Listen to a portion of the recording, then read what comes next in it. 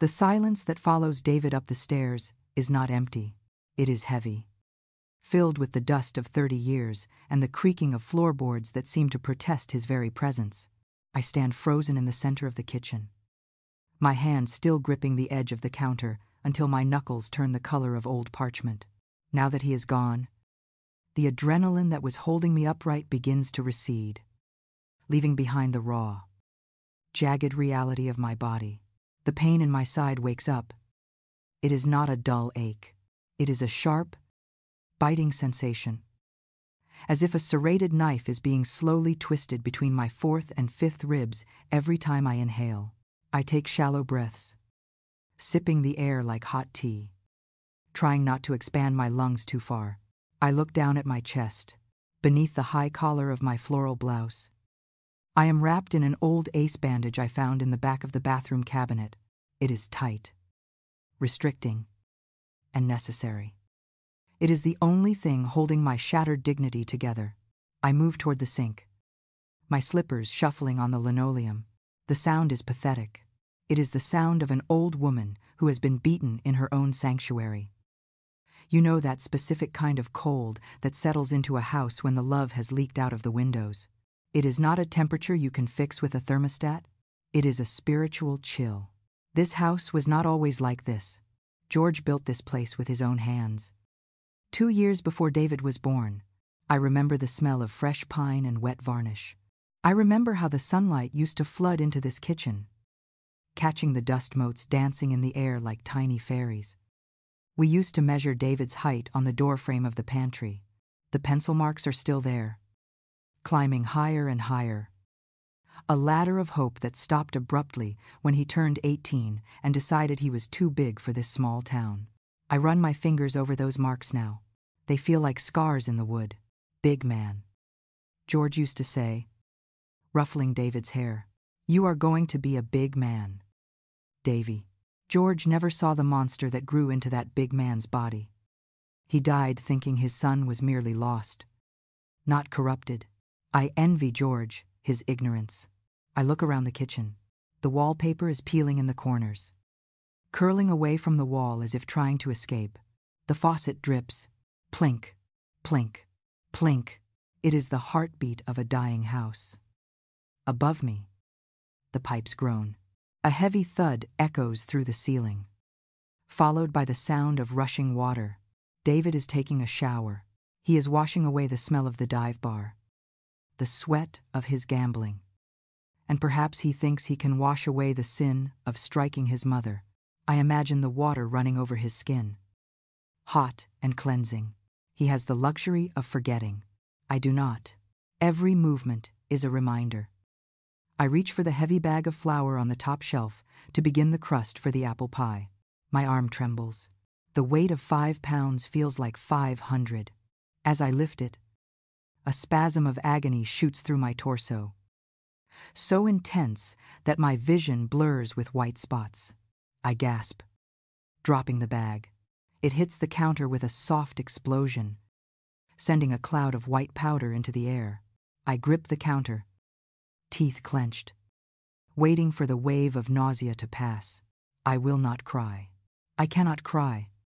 Tears are salt, and salt stings open wounds. I must be precise. I must be efficient. This is not just a pie. It is the bait for the trap. I begin to sift the flour.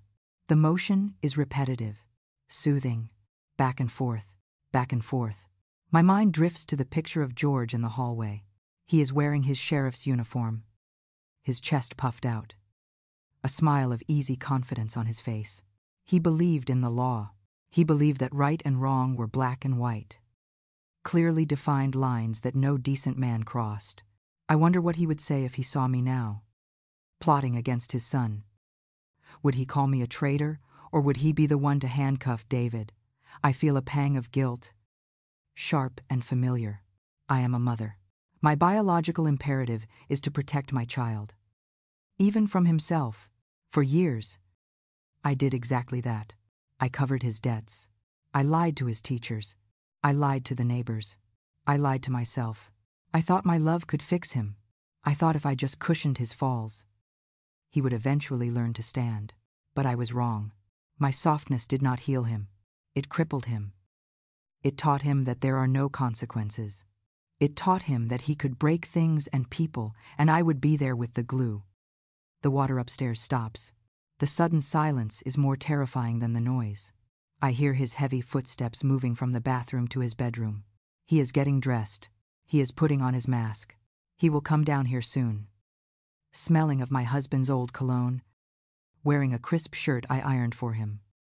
And he will play the part of the misunderstood entrepreneur. He will kiss my cheek and ask what is for dinner, completely detaching himself from the violence of 12 hours ago. The audacity of his normalcy makes my blood boil. A slow, simmering heat that helps numb the physical pain. I look at the rolling pin on the counter. It is heavy.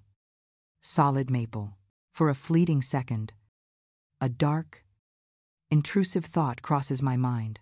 I could walk up those stairs. I could end this while he is towel drying his hair. But no, that is his way. That is the way of violence. My way is different. My way is slow. My way is the law. I finish rolling out the dough.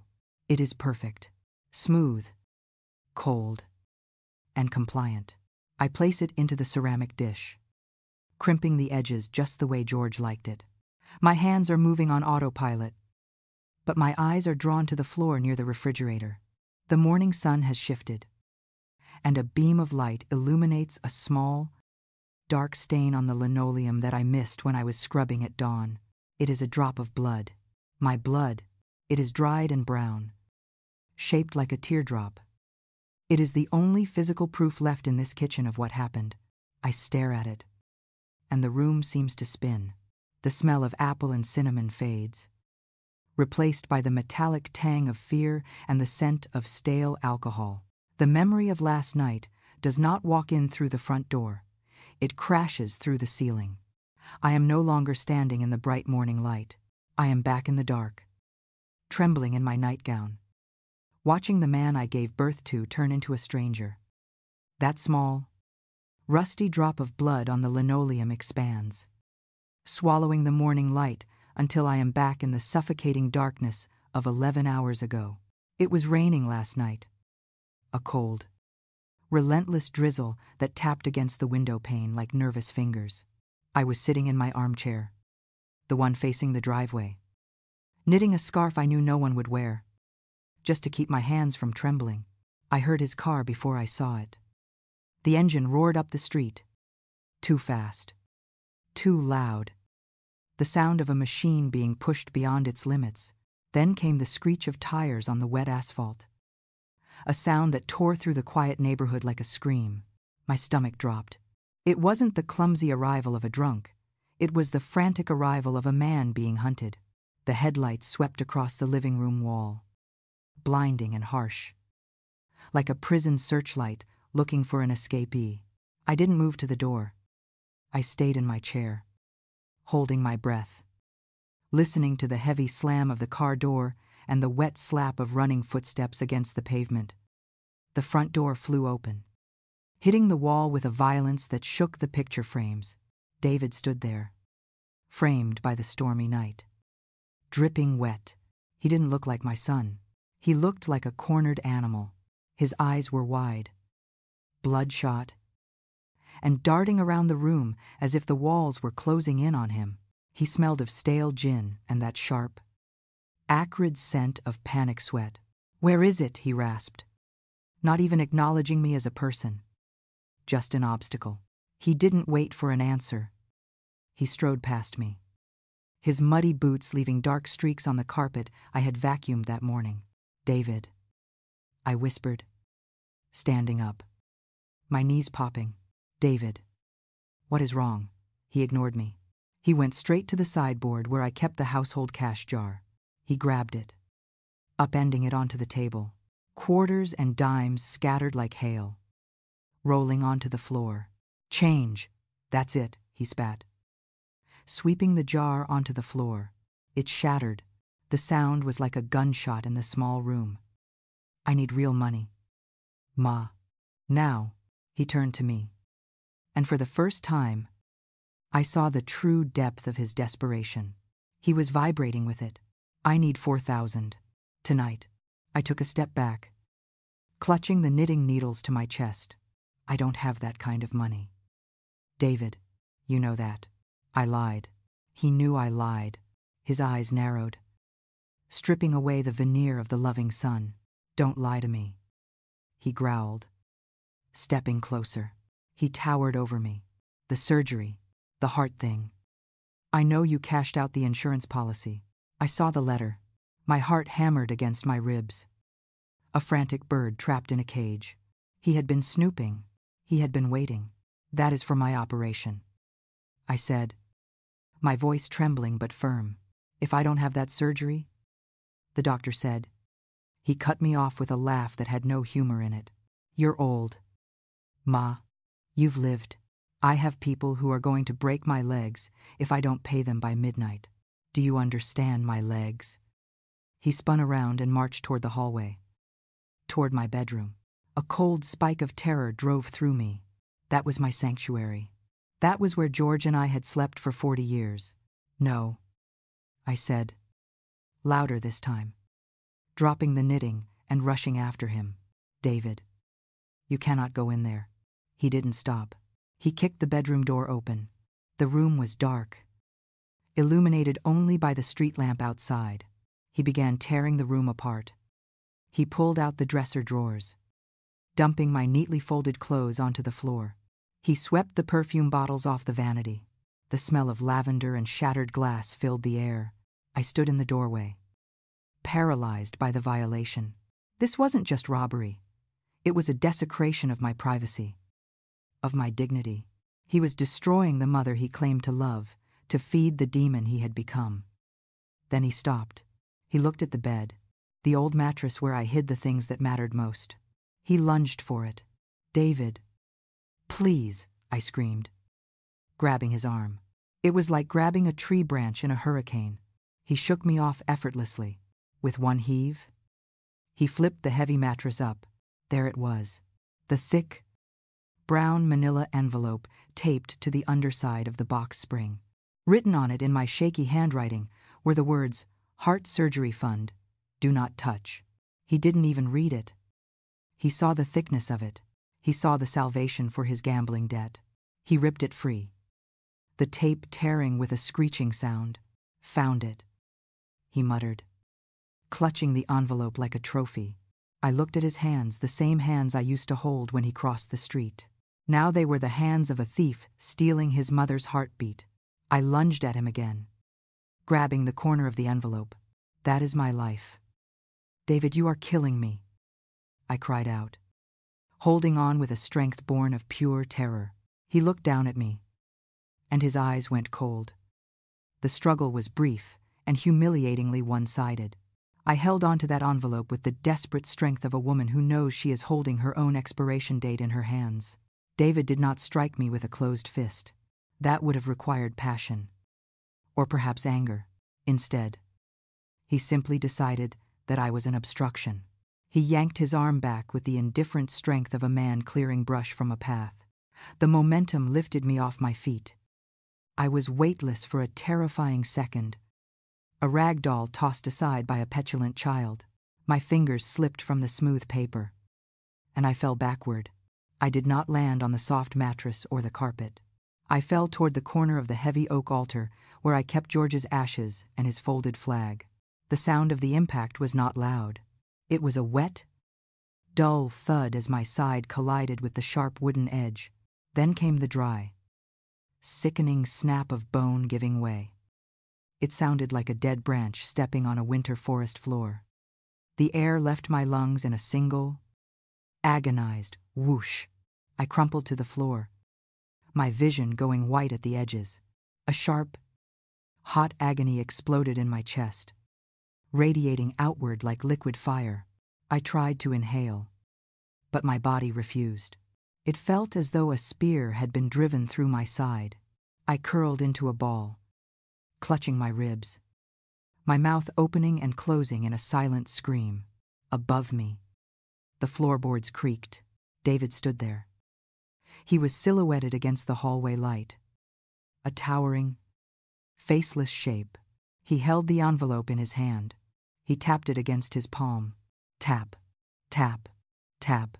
I waited for him to drop to his knees. I waited for the mom that would signal his return to humanity. I waited for him to realize he had just broken the woman who built him. But he did not move toward me. He looked down at me, his eyes glossing over my writhing form as if I were a piece of furniture he had accidentally knocked over. "You shouldn't have fought me, Ma," he said. His voice was flat, devoid of emotion. "You made me do that." He turned his back. He walked out of the bedroom. I heard his heavy boots thudding down the hallway, the sound getting smaller and smaller. I tried to call his name, but all that came out was a wet, gurgling cough that sent fresh waves of torture through my chest. Then, the front door opened and slammed shut. The house shook. The sound of his car engine roared to life outside, aggressive and loud. Before peeling away into the rainy night, he was gone. He had left me on the floor, unable to breathe, with no phone within reach and no money to pay for the damage he had caused. He left me to die, or to survive. To him, it made no difference. As long as he made his midnight deadline, I lay there for hours. The rain continued to beat against the window. I stared at the leg of the altar table, focusing on the grain of the wood to keep from passing out. The pain was absolute, but clarity was sharper. As the numbness of shock began to fade and the throbbing set in, something inside me died. It wasn't my heart. It was the mother in me, the part of me that made excuses, the part that forgave, the part that believed in second chances. She died on that floorboards, right next to the dust bunnies. I realized that my love had become a poison to him. I had loved him into a monster. And now, lying in the dark with a broken rib and a shattered soul, I knew that the only way to save him, or perhaps to avenge the son he used to be, was to stop being his mother and start being his judge. The memory recedes, pulling back like a dark tide, leaving me stranded on the linoleum of my kitchen in the present day. I blink. The rusty spot of blood on the floor is still there, staring up at me. My ribs throb in time with the ticking clock on the wall. I am not on the floor anymore. I am standing. I am baking. I hear the floorboards creak above me again. David is moving around upstairs, whistling a tune. He is happy. He thinks the storm has passed. He has no idea that the real storm is just gathering. And this time, it is not coming from the sky. It is coming from the kitchen. I reach for the mop to clean the spot of blood. I will clean it away. I will make this house perfect. Everything must be perfect for the execution. The water in the bucket turns a pale, sickly pink as I wring out the mop. I watch the last traces of the rust-colored stain vanish from the linoleum, erasing the physical evidence of my son's crime. But the memory is burned into the floorboards forever. Upstairs, the whistling continues. It is a cheerful, mindless tune, something from a commercial he probably heard on the radio. It pierces the ceiling and drills into my skull. That whistle is the sound of a man who has successfully compartmentalized his violence. He believes that because the sun has risen, the slate is wiped clean. He believes that because I am silent, I am content. I rinse the mop one last time, my movements slow and mechanical, ignoring the sharp protest of my broken rib with every twist of my wrist. I put the cleaning supplies away in the pantry, closing the door on the darkness of last night. Now, I must attend to the wreckage he left on my body. I leave the kitchen and walk down the hallway to the small bathroom on the first floor, locking the door behind me with a decisive click. The bathroom is small, smelling of lavender soap and old porcelain. I turn on the tap, letting the cold water run, and grip the edges of the sink. I look up. The mirror is old, the silver backing flaking at the edges, but the reflection is brutally clear. A tired, gray-haired woman stares back at me. Her eyes are sunken, rimmed with red, but they are dry. I slowly unbutton the top 3 buttons of my floral blouse. I peel back the fabric and the thick ace bandage I wrapped in the dark hours of the early morning. I need to see it in the light. I need to acknowledge the reality of it.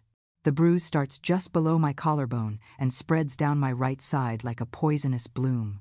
It is a grotesque galaxy of deep purple, angry black, and sickly yellow.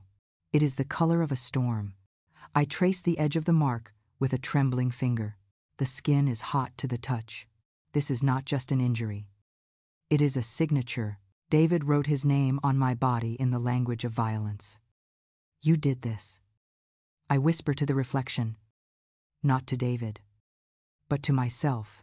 You let this happen. For 30 years, I have been the cushion that caught his falls. I paid the debts. I hid the bottles. I apologized to the neighbors. I taught him that there were no consequences for his actions because I absorbed them all. I look at the bruise again. It is the physical manifestation of my failure as a mother. I loved him too much to discipline him. And in doing so, I created a man who could push his mother into an altar for $4,000.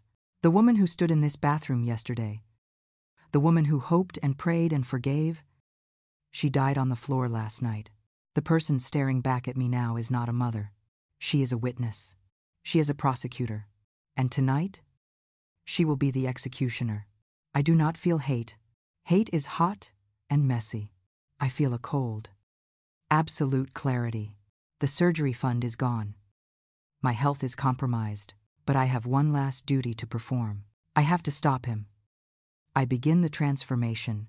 I wash my face with cold water, scrubbing away the oil and the fatigue. I open the medicine cabinet and take out the bottle of painkillers I saved from my arthritis prescription. I swallow 2 dry. I will need them to get through the evening without wincing. Then, I reach for my makeup bag. I apply foundation, carefully blending it over the pale skin of my face, adding a touch of blush to my cheeks to simulate the glow of a happy hostess. I define my eyebrows. I apply a coat of red lipstick, a shade George used to love.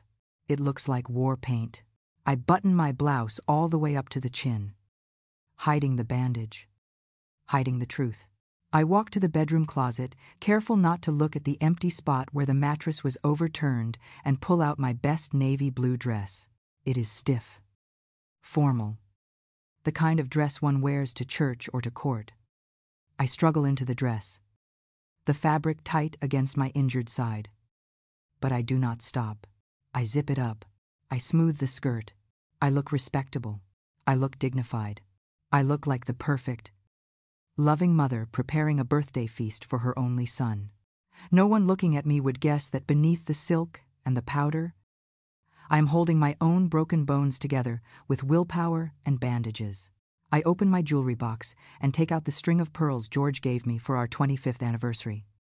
They are cool and heavy against my skin. They sit right above the bruise, a circle of white purity over a mark of dark sin. I check the mirror one last time. The trembling has stopped. The fear is gone, replaced by a steely resolve. I am ready. I am not dressing for a party. I am dressing for a trial. I unlock the bathroom door and step out into the hallway. The whistling upstairs has stopped.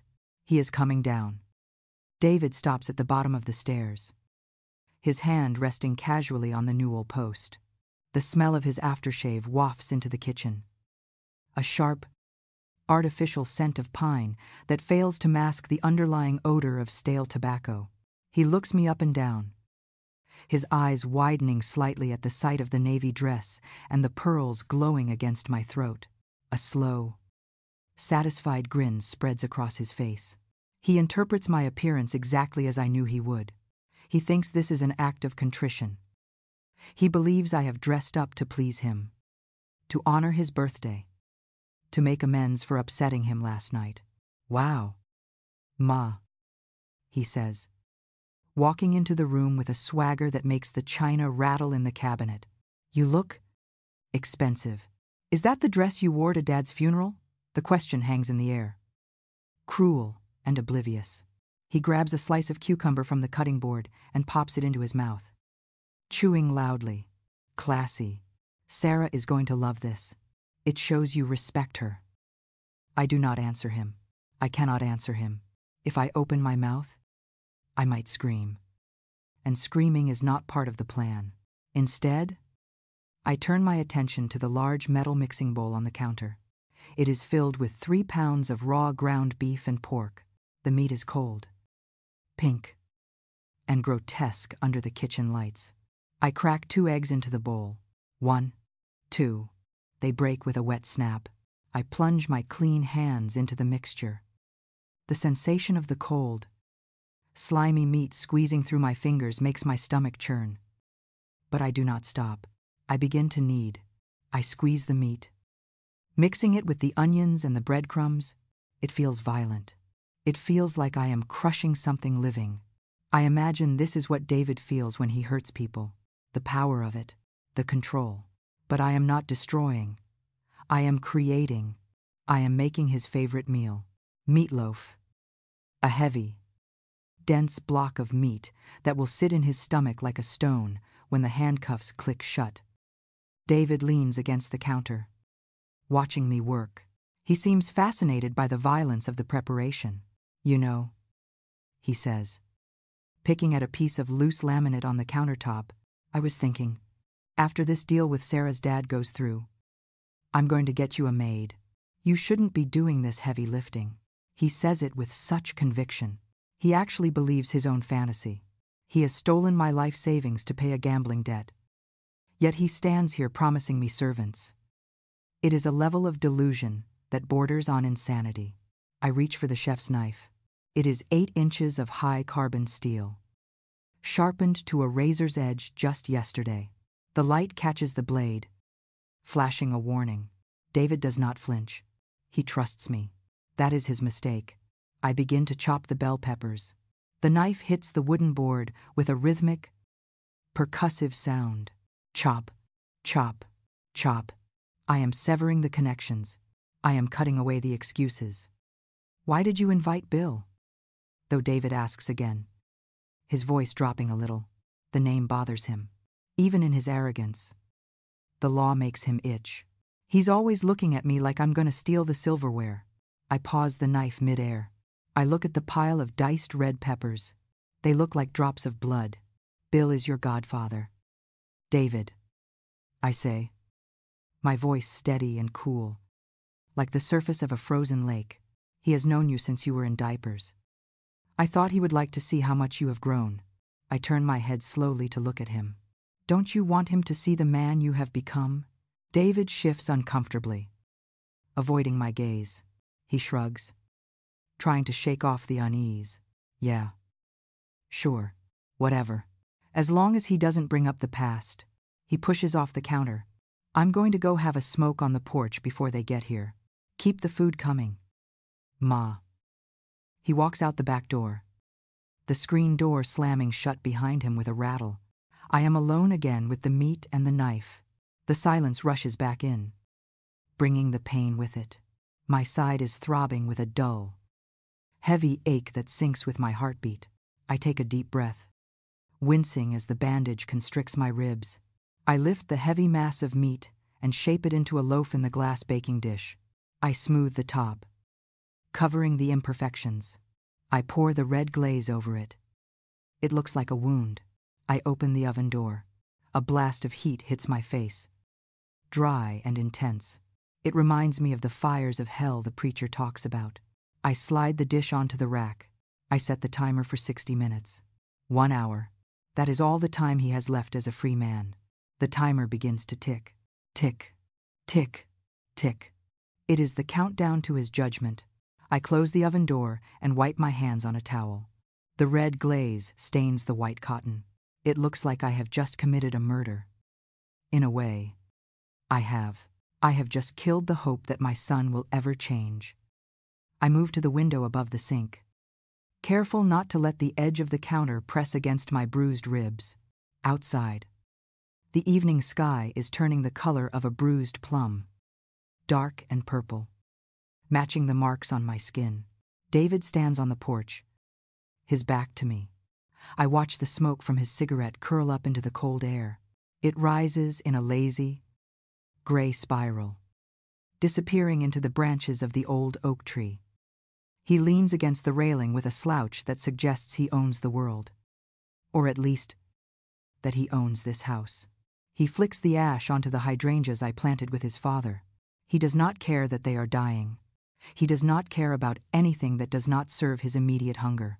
Watching the smoke drift away, I feel a sudden, sharp ache in my chest that has nothing to do with the fractured bone. It is the phantom pain of a memory, ghosting through the glass. The smoke dissolves, and for a moment, I am not looking at a 30-year-old gambler in a cheap suit.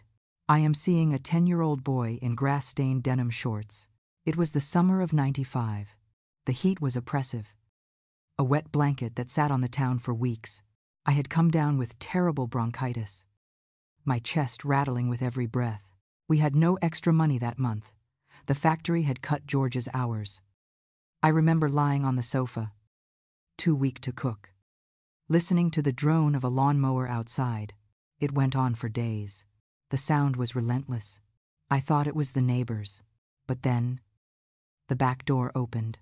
The heat rushed in, bringing with it the smell of fresh-cut grass and gasoline. Little David stood there, his face streaked with dirt and sweat, his knees scraped, his small chest heaving from pushing a machine that was far too heavy for him. He walked to the kitchen table and reached into his pockets. He didn't pull out a slingshot or a toad. He pulled out a fistful of crumpled dollar bills and warm quarters. He poured them onto the oilcloth table cover. It was a small mountain of silver and green, the currency of a child's hard labor. I mowed Mr. Henderson's yard, he said, his voice high and breathless, and Mrs. Gable's, and the church lot. He pushed the money toward me. Beside the money, he placed a bottle of cherry cough syrup he had bought from the pharmacy on the corner. He had walked 3 miles to get it. It's for your throat, Mama, he said, looking at me with eyes so full of pure, unadulterated devotion that it broke my heart. So you can sing to me again. That boy did not buy baseball cards. He did not buy candy. He bought his mother relief. I blink, and the boy vanishes. The man on the porch takes a long drag of his cigarette, the embers glowing like a demon's eye in the twilight. He stomps the butt out on the wooden deck, leaving a black scar on the paint George applied the summer before he died. I look at that black mark, and I wonder where the boy with the cough syrup went. Did he die when his father died? Did he die the first time he won a hand of poker? Or did I kill him? Did I kill him by shielding him from the world? By never letting him feel the weight of his own mistakes, I treated him like he was still that 10-year-old boy for too long. When he stole $20, I called it a misunderstanding. When he crashed his first car, I paid the fine. I watered the weeds, thinking they were flowers. The timer on the oven clicks, marking the passage of another minute. The smell of the meatloaf fills the kitchen. Savory and rich, it is the smell of comfort. But to me, it smells like a lie. I realize now that my nostalgia is a trap. I have been mourning the child while enabling the monster. The boy who mowed lawns to heal my throat would be horrified by the man who broke my ribs to feed his addiction. That boy is dead. He is dust. And the man standing on my porch is not his ghost. He is his murderer. I turn away from the window.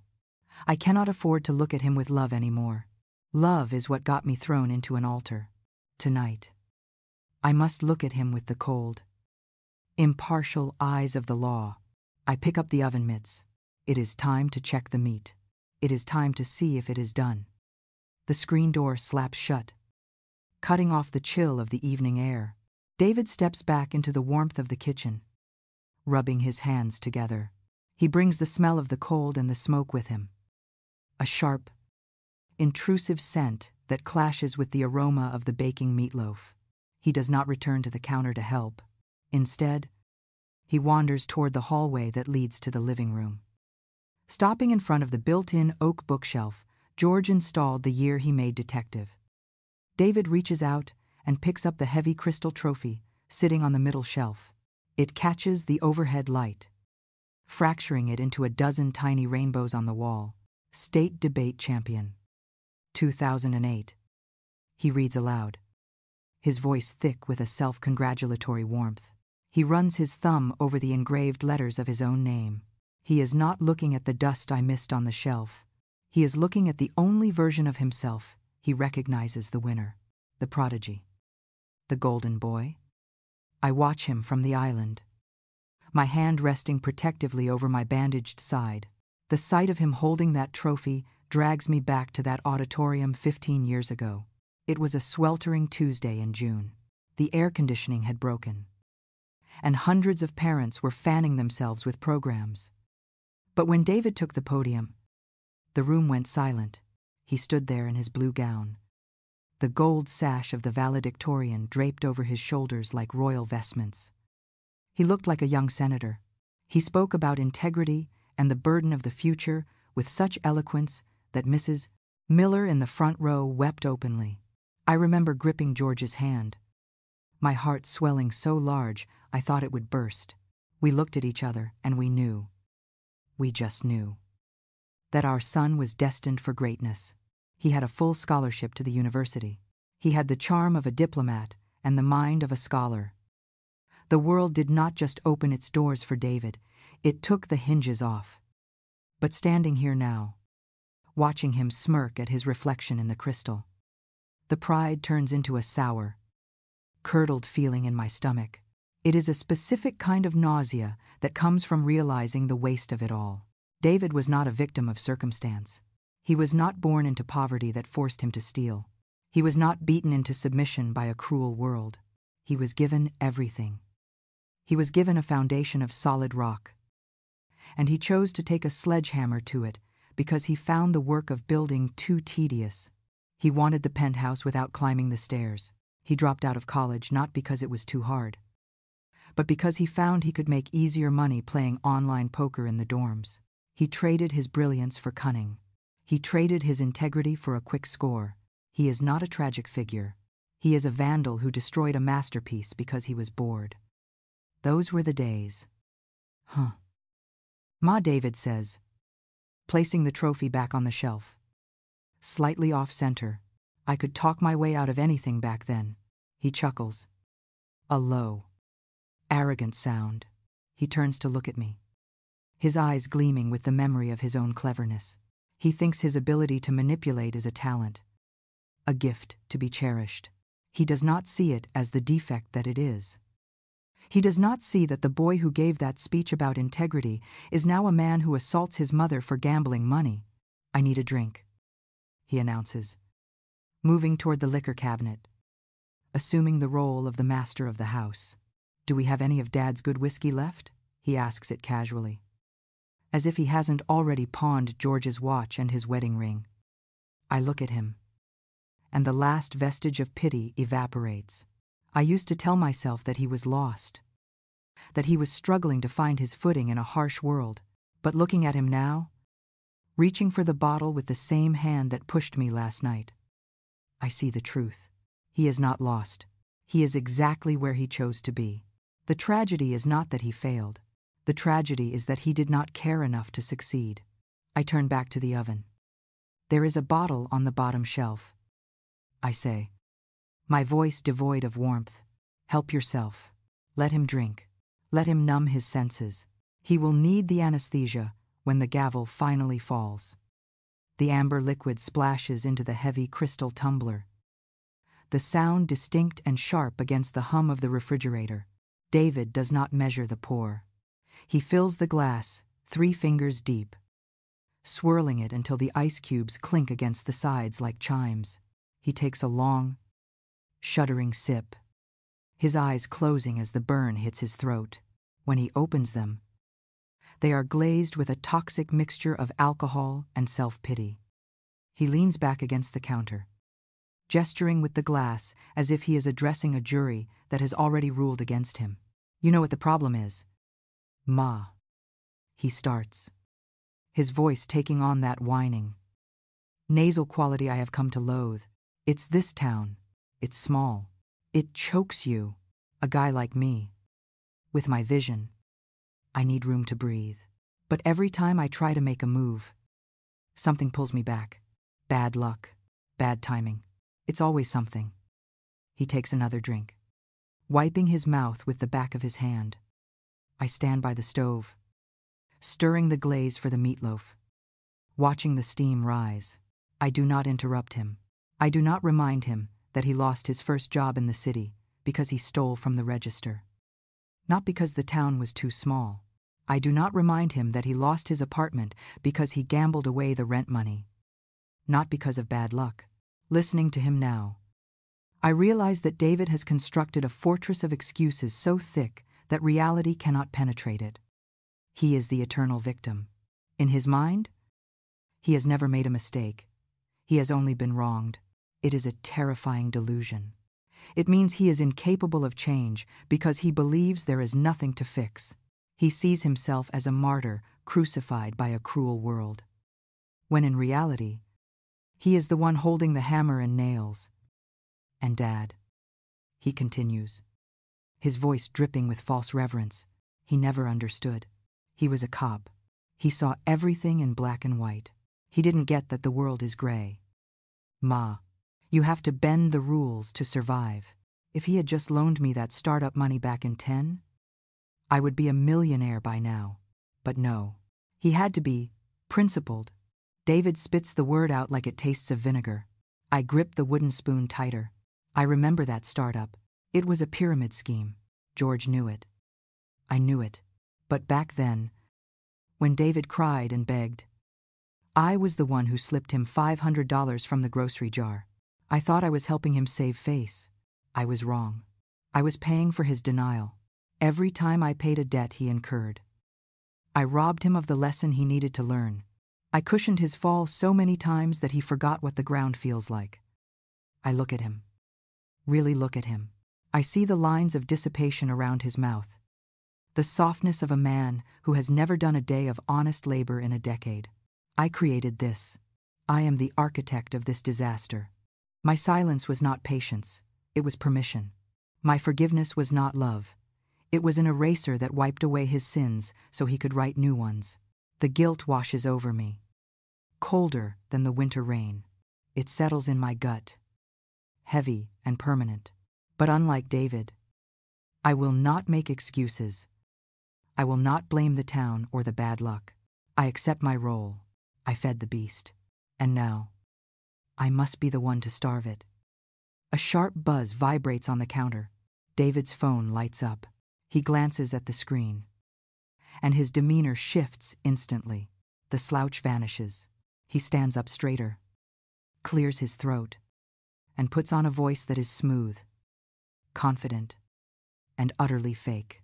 Hey, baby, he says into the phone. It is Sarah. No. Don't worry about the investors. I secured the funding this morning. Yes. The full 4,000. It was a tough negotiation. But you know me. I made it happen. He winks at me as he says it. He actually winks. He is talking about my heart surgery money. He is talking about the price of my life as if it were a business deal he closed with his brilliance. Yeah. Dinner is at 7. Mom is making her special meatloaf. She's dying to see you. Okay. Love you too. He hangs up and tosses the phone onto the counter, looking at me with a triumphant grin. See, problem solved. Sarah is happy. I'm happy. And you. He points his glass at me. You helped me close the biggest deal of my life. You should be proud. David drains the last of the whiskey and sets the glass down with a sharp clink that echoes in the silent kitchen. I'm going to wash up, he announces, running a hand through his hair. I need to look sharp for the investors.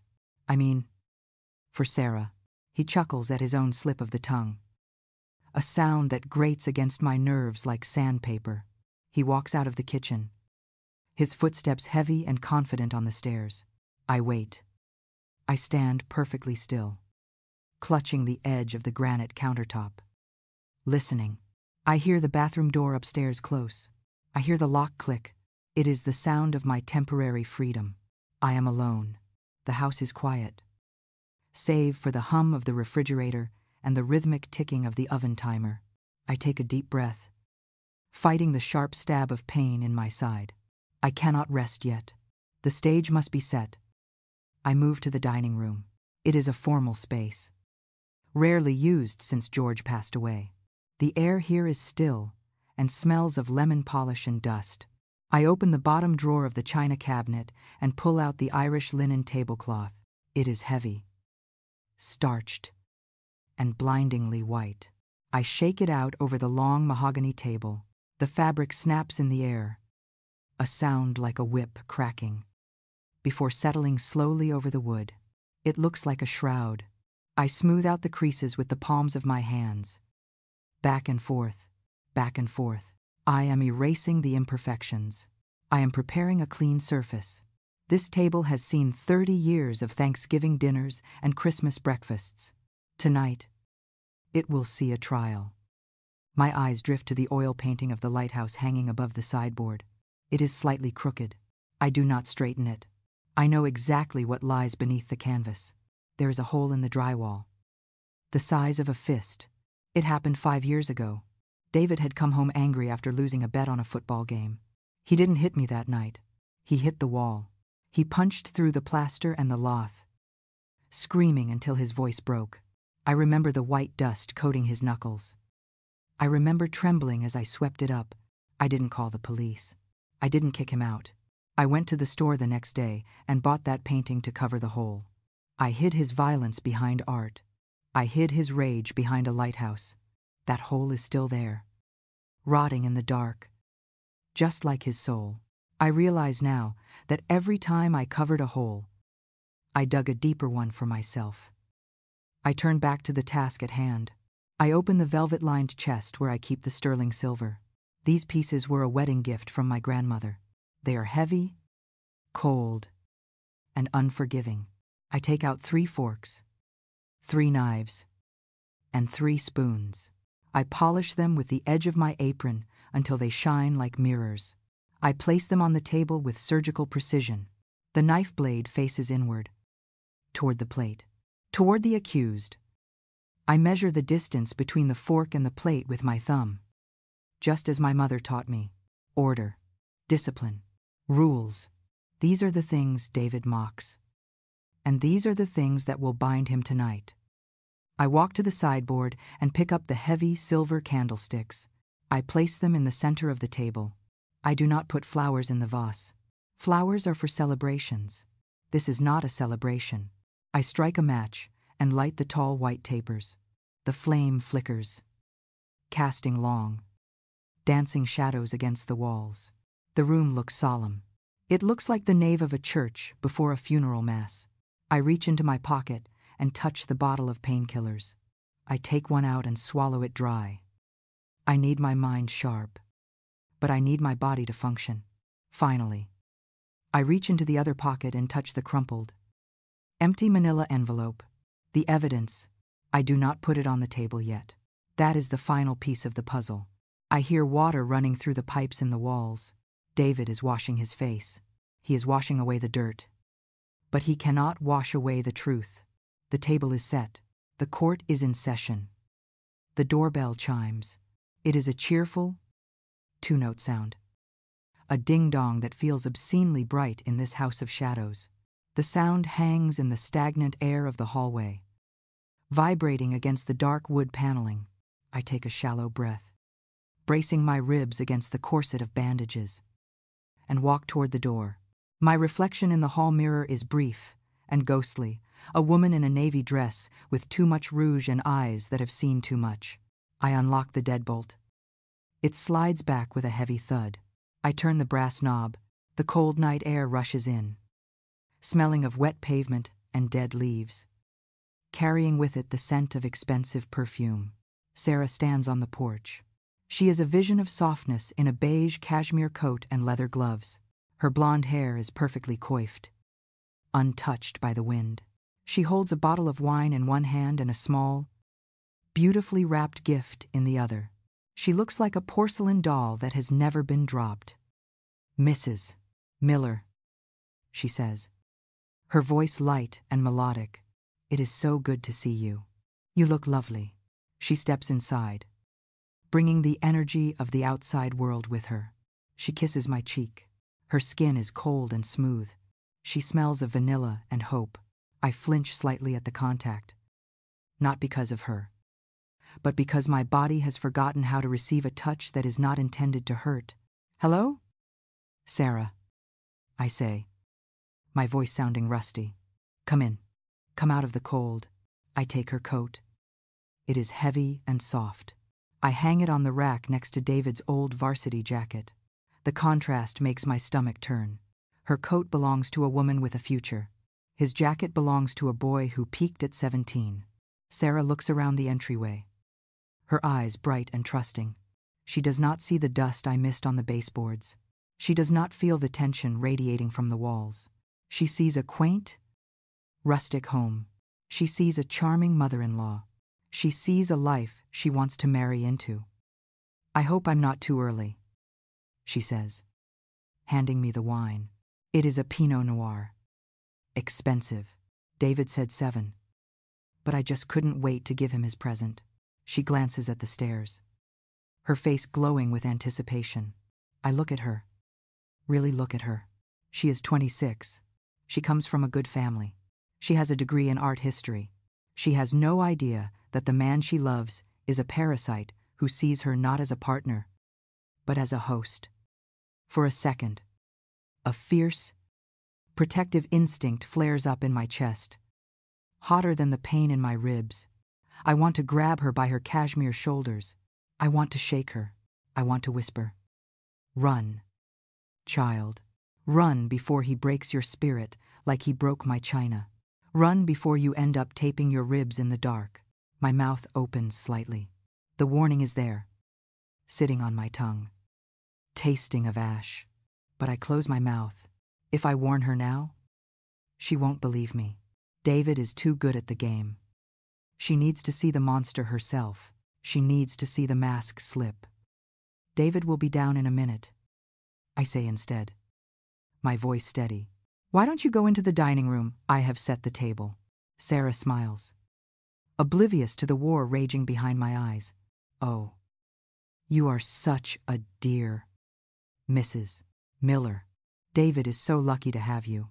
She walks past me, her heels clicking on the hardwood floor. Lucky. Yes, that is one word for it. As she turns the corner, I hear the heavy tread of footsteps on the stairs. David is coming. I look up. He descends the staircase slowly, one hand in his pocket, the other smoothing his hair. He has changed into a crisp white shirt and dark trousers. He has shaved. He looks handsome. He looks reliable. He looks like the man on the trophy shelf. He stops when he sees me, his eyes narrowing slightly, checking to make sure I am playing my part. He sees the wine in my hand. He smiles. But it is a smile that doesn't reach his eyes. It is a signal. "Good dog." "Sarah," he calls out, his voice dropping into that warm, baritone register he uses when he wants something. "Is that my beautiful girl?" He walks past me without a glance, effectively erasing my presence. He moves toward the dining room with the fluid grace of a predator entering a clearing. I hear Sarah's delighted gasp. I hear the rustle of fabric as they embrace. "Happy birthday, baby," she coos. I stand in the hallway, clutching the cold bottle of wine against my chest.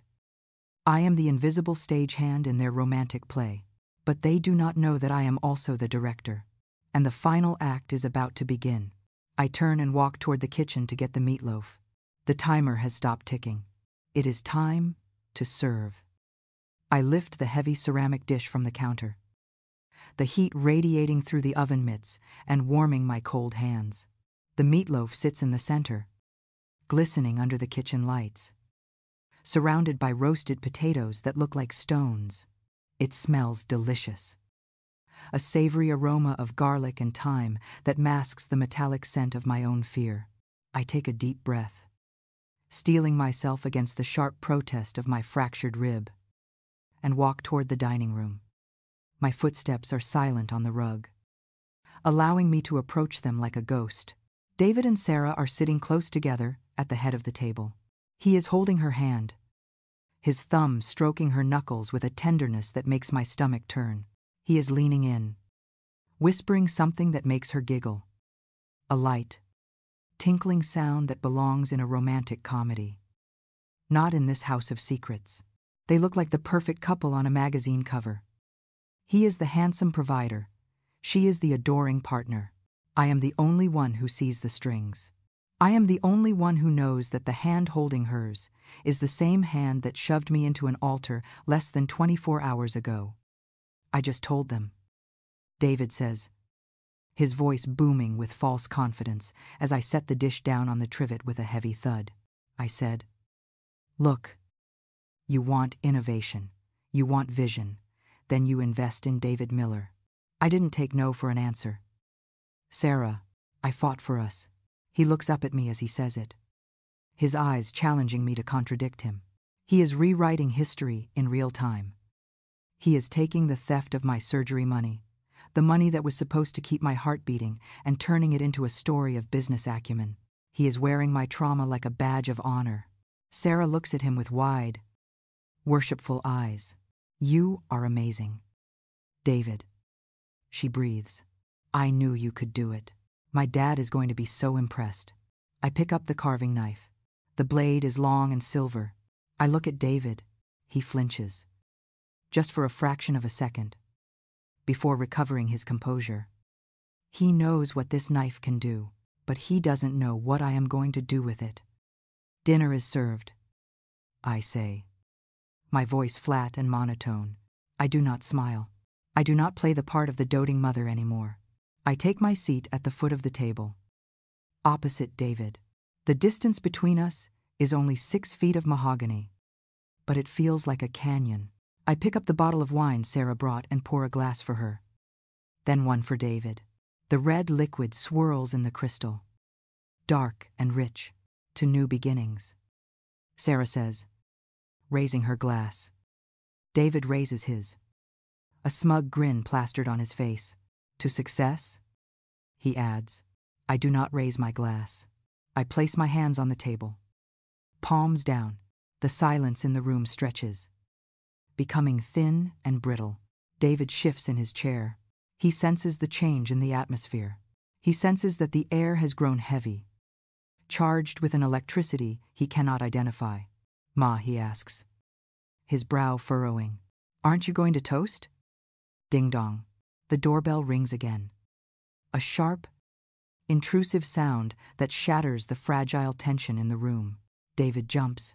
His wine sloshes over the rim of the glass, staining the pristine white tablecloth like a drop of fresh blood. He freezes, his eyes darting to the hallway. Panic flares in his pupils. Raw and ugly, he is not expecting guests. In his world, a ring at the door at 7 o'clock at night means debt collectors. It means trouble. It means consequences. Who is that, he demands, his voice tight and high. He pushes his chair back, ready to run. I thought it was just us. Did you order something? He looks at me. Accusingly, Sarah looks confused, her glass hovering in midair. David, what's wrong? She asks, sensing his fear. We have a special guest, I say calmly, not moving from my seat. Someone who is very eager to see you. David. I nod toward the hallway. Heavy footsteps echo on the hardwood floor. They are not the polite footsteps of a visitor. They are the authoritative, rhythmic boots of the law. Sheriff Bill walks into the dining room. He is a large man, filling the doorway with his presence. He is still wearing his uniform, the rain glistening on his shoulders, his badge catching the candlelight. He holds his hat in his hands, his expression grim and unreadable. The room seems to shrink. David's face drains of all color. He looks from Bill to me, and then back to Bill. His mouth opens, but no sound comes out. The arrogance evaporates, leaving behind a terrified child caught in a lie. Evening. Helen, Bill says, his voice a low rumble that vibrates through the floorboards. He turns his gaze to David. David, it has been a long time. David grips the edge of the table, his knuckles white. He knows. In that moment, he knows that the business deal is over. The trial has begun. Bill pulls out the heavy oak chair at the head of the table, the legs scraping against the floor with a sound that sets my teeth on edge. He does not ask for permission. He sits down, settling his bulk into the seat that has remained empty for 5 years. He places his hat on the table, right next to the crystal water pitcher. The badge on the front of the hat faces David like a silver eye that refuses to blink. David is vibrating. I can see the tremors running through his hands as he grips the stem of his wine glass. His knuckles white and bloodless. He forces a smile, a grotesque stretching of lips that looks more like a grimace of pain. "Uncle Bill," he stammers, his voice cracking on the second syllable. "Wow. Talk about a surprise. I didn't know you and Ma were catching up." He laughs. A short, nervous bark that dies instantly in the silence of the room. He reaches out a hand, perhaps to shake Bill's. But Bill does not take it. Bill just looks at him, his face a mask of stone carved by 30 years of seeing the worst in people. Sarah looks between the two men, her perfectly plucked eyebrows knitting together in confusion. She senses the shift in gravity, but cannot locate the source. "David," she asks softly, touching his arm. "Aren't you going to introduce us?" David flinches at her touch as if she burned him. He is terrified. I can smell it on him. A sour, metallic scent rising above the aroma of the roast. He is not afraid of the handcuffs yet. He is afraid of the exposure. He is afraid that the golden image he painted for this rich girl is about to dissolve into mud. "Right. Yeah," David says, wiping a bead of sweat from his upper lip. "Sarah, this is Sheriff Bill, an old friend of the family. Bill, this is Sarah, my fiancée."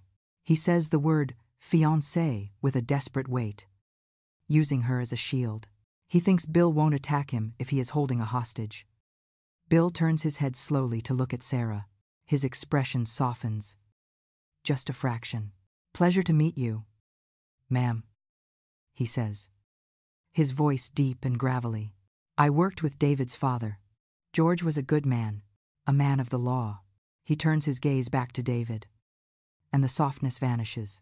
He knew the difference between right and wrong. He knew that a man is defined by how he treats the women in his life. David looks down at his plate, unable to hold the stare. He picks up his napkin and starts dabbing frantically at the red wine stains spreading on the white tablecloth. Rub, rub, rub. The stain only smears, growing larger, looking more and more like a fresh wound on a bandaged limb.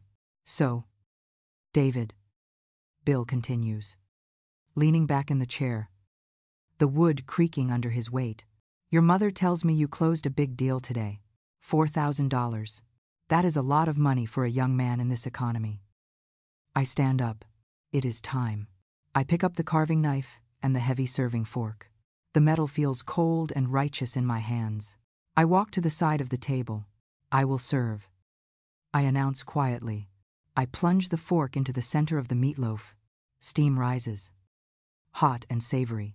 I slice through the meat. The knife is sharp.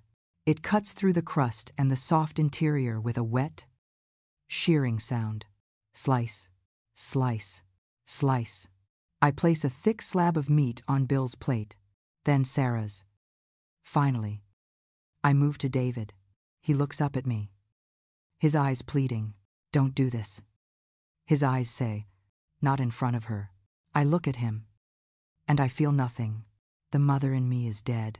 I am just the hand of fate now. I do not give him meat. Instead, I reach into my apron pocket and pull out the crumpled, torn manila envelope. I place it gently on his empty plate. It sits there, light as a feather, yet heavier than lead. "What is this?" Sarah asks, leaning forward, her curiosity piqued. She thinks it is a gift. She thinks it is a surprise. David stares at the envelope. He knows exactly what it is. He sees the torn tape. He sees the faint outline of the words "Heart Surgery Fund" written in my handwriting. His face goes gray. He looks like a man who has just heard the trapdoor of the gallows open beneath his feet. It is a receipt. Sarah, I say, my voice calm. Conversational. David was just telling us about his funding. I thought he might want to show you where it came from. I sit back down. Go ahead. David, open it. Tell Sarah about your investors. David stares at the manila envelope as if it is a venomous snake coiled on his dinner plate. His hand hovers over it, twitching, undecided whether to swat it away or cover it up. The silence in the room is so absolute that I can hear the wax dripping from the candles onto the silver holders. It's nothing. David finally stammers, his voice sounding thin and brittle, like dry leaves stepping on pavement. He tries to laugh, but it comes out as a wet, choking sound. Just some paperwork Ma found. You know how old people are? They save everything. He reaches out to shove the envelope into his jacket pocket. His movements jerky and uncoordinated. He is desperate to hide the evidence before Sarah can read the faded ink. He smiles at her. A rictus of panic. It is boring stuff. Babe, tax stuff. Let's eat. This meatloaf looks great. Leave it on the table. Son, Bill's voice cuts through the air. Low and rumbling. Vibrating with the authority of the law. He does not raise his voice. He does not need to. He simply leans forward, the wood of the chair groaning under his weight, and fixes David with a stare that could strip paint from a wall. David freezes. His hand stops halfway to his pocket.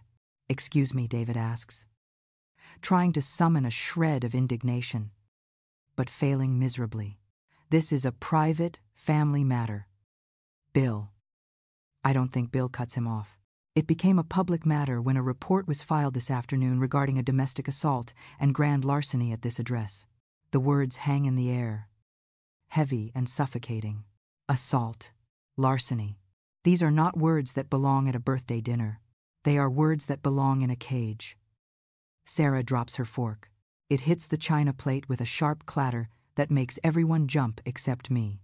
She looks from Bill to David, her eyes wide with confusion that is rapidly darkening into horror. Assault, she whispers. David. What is he talking about? She looks at the man she agreed to marry, searching for the successful entrepreneur. But all she sees is a sweating, trembling man who cannot look her in the eye. He's lying, David says. But he is talking to the tablecloth. He's confused. Ma. Tell them I didn't steal anything. It was a loan. You gave it to me. He looks at me, his eyes pleading, begging me to put on the mask one last time. He wants the mother who covers the holes in the wall. He wants the mother who lies to the neighbors. But that mother is buried under the floorboards of last night. I did not give it to you. David, I say. My voice is steady, cool, and detached. I am not speaking to my son.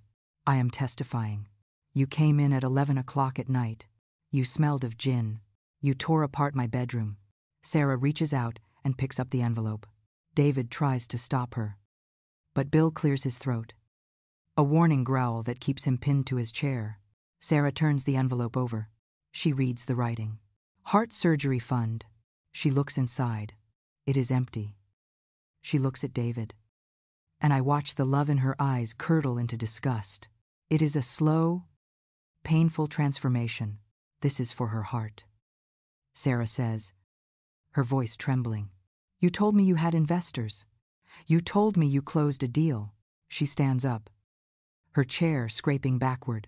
You stole your mother's surgery money to impress my father. I was going to pay it back, David yells, finally snapping. He slams his hand on the table, making the wine glasses jump. I just needed a bridge loan. I did it for us. Sarah, for our future. He stands up, reaching for her. But she recoils as if he is contagious. Don't touch me, she hisses. You are a liar. You are a thief. David looks around the room, frantic. He is losing control. The walls are closing in. He turns his rage on me. You set me up. He snarls, pointing a shaking finger at my face. You invited them here to humiliate me, you crazy old hag. After everything I've done for you. After everything you have done to me. I correct him. I stand up slowly. The pain in my side is a sharp, biting reminder of why we are here. I look him in the eye. You didn't just take the money. David, a thief takes money. You took my safety. You took my dignity. I reach up to the top button of my high-collared dress. My fingers are steady. I undo the button, then the second. I pull the fabric aside, revealing the angry, purple-black galaxy of bruised flesh that covers my collarbone and ribs. The room gasps. It is a sound of collective shock. The bruise is ugly. It is violent. It is undeniable proof of his brutality. This is your signature. David, I say softly, this is what you did to the woman who gave you life because she stood between you and a gambling debt. Sarah covers her mouth with her hand, tears welling in her eyes. She looks at the bruise, then at David, seeing him fully for the first time. She sees the monster beneath the suit. David stares at the mark on my chest. He opens his mouth, but no words come out. He collapses back into his chair, deflated, small. The arrogance is gone. The bluster is gone. He is just a man who beat his mother. And now the whole world knows. He puts his head in his hands. He knows he has lost Sarah. He knows he has lost the game. I didn't mean to push you that hard. He whispers into his palms. It is a confession. It is the end. The chair legs scrape against the floor as Sheriff Bill stands up. It is a harsh, wooden sound that signals the end of the dinner and the end of my son's life as he knows it. David does not move. He sits slumped in his chair, his head bowed, staring at the empty manila envelope that served as his indictment. The arrogance that usually holds his spine straight has dissolved, leaving behind a small, broken man in a suit that suddenly looks 2 sizes too big. Bill walks around the table. His steps are heavy and deliberate. He does not rush. Justice, I realize, does not need to run when the truth has already cornered the fugitive. Bill stops behind David. He reaches for his belt. The sound of leather creaking and metal clicking fills the room. It is the sound of consequences arriving late, but arriving nonetheless. David Miller, Bill says, his voice devoid of the warmth of a family friend. Stand up. David stands. He moves like an old man, his joints stiff, his movements jerky. He holds his hands out in front of him, instinctively pleading. But Bill takes his wrists and pulls them behind his back. The handcuffs ratcheted shut. Click, click. The sound is cold, final, and precise. It cuts through the thick air of the dining room like a guillotine blade. You are under arrest for domestic assault and grand larceny. Bill recites the rites, the words familiar and rhythmic. A liturgy for the damned. You have the right to remain silent. David laughs then. A dry, cracked sound. Silent. He whispers. She is the one who stayed silent. She set me up. He turns his head to look at me. His eyes are not filled with remorse anymore. They are filled with a pure, distilled hatred.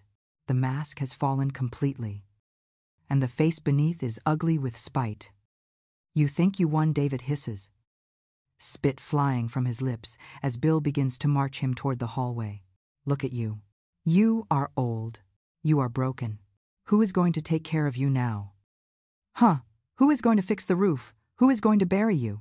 His voice rises, bouncing off the walls of the house he disgraced. You are going to die in this house alone. Helen, you are going to rot here. And no one will even know. I stand perfectly still, my hands clasped in front of my bruised waist. I do not look away. I do not flinch. His words are meant to be knives, but they feel like blunt spoons. He thinks my greatest fear is loneliness. He does not understand that I have been lonely in his presence for years. Solitude is not a punishment. It is a sanctuary. Sarah stands by the doorway, trembling. Her face is pale. Her mascara smudged beneath her eyes. She looks at David, then at the handcuffs, and finally at me. She grabs her purse, her knuckles white. She walks over to me, her steps hesitant. She does not hug me. She stops a foot away, respecting the invisible barrier of my pain. "Thank you," she whispers. Her voice is barely audible. I didn't know. I am so sorry." She is not apologizing for him. She is apologizing for her own blindness. I nod slowly. "Go," I say softly. "Find a man who does not need to break you to feel whole." She nods, a sob escaping her throat, and runs out the front door into the night. She is escaping a burning building just before the roof collapses. I have saved her. That is enough. Bill pushes David through the doorway. David struggles briefly, his shoulder slamming against the frame. But Bill's grip is iron. "Move," Bill growls. They step out onto the porch. The cool night air rushes in, swirling around my ankles. I see the flashing blue and red lights of the patrol car reflecting off the wet pavement, painting the hallway in a chaotic, strobe light rhythm. David looks back one last time. His eyes meet mine. There is no love left, only a vast, dark emptiness. "Goodbye, Ma," he sneers. It is a curse, not a farewell. Bill pushes him into the back of the car. The door slams shut. It is a heavy, solid thud that echoes in the chamber of my heart. The engine starts. The car pulls away, the tires hissing on the wet asphalt. I watch until the taillights disappear around the bend, swallowed by the darkness. I close the front door. I lock the deadbolt. Click. The sound is loud in the sudden silence. The house is quiet, the kind of quiet that rings in your ears. I walk back into the dining room. The candles are still burning, their flames dancing on the wicks. Indifferent to the tragedy that just unfolded, the meatloaf sits on the table, cold and untouched. The wine stain on the tablecloth has stopped spreading. It has set a permanent reminder of the evening. I do not clear the table. I do not wash the dishes. My work is done. My body begins to tremble, the adrenaline finally leaving my system, making way for the exhaustion that has been waiting in the wings for 30 years. I walk to the sideboard where the apple pie sits. I baked it this morning, when I still had a son. I pick up the knife and cut a small, neat slice. I place it on a saucer.